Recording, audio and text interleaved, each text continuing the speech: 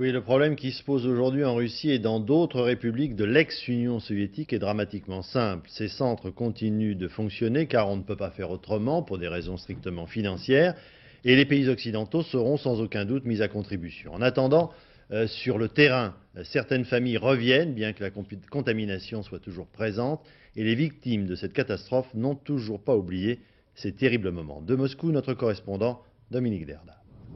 Nikolai Chalimov n'oubliera jamais Tchernobyl.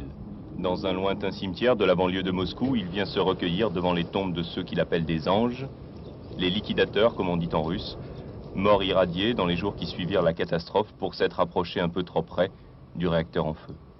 Nikolai Chalimov a passé 3 mois à Tchernobyl. Sur les 60 personnes qui travaillaient avec lui, 15 sont mortes depuis.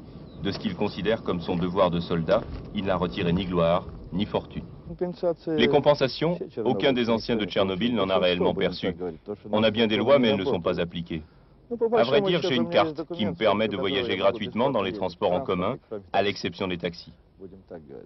Et je reçois l'équivalent de 3 salaires minimum par an. 3 salaires minimum, c'est-à-dire 180 francs au total.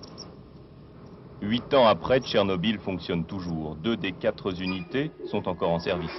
La centrale devait être fermée avant fin 93, mais le Parlement ukrainien en a décidé autrement. Elle fournit encore 7% des besoins de l'Ukraine en électricité, l'équivalent de plus de 4 millions de tonnes de pétrole par an, et l'Ukraine est un pays pauvre. Elle n'a pas les moyens, disent ses dirigeants, de se passer de Tchernobyl. Pourtant, de l'avis des experts, le danger menace. 36 incidents mineurs l'an dernier, 2 encore la semaine passée, et le sarcophage de béton qui recouvre l'unité numéro 4 donnerait déjà des signes de faiblesse. Nul ne sait combien de temps il pourra encore tenir. À cela, il faut ajouter le départ vers la Russie voisine ou vers la capitale de nombreux techniciens qualifiés, mais trop mal payés. Bref, rien de bien rassurant dans tout cela.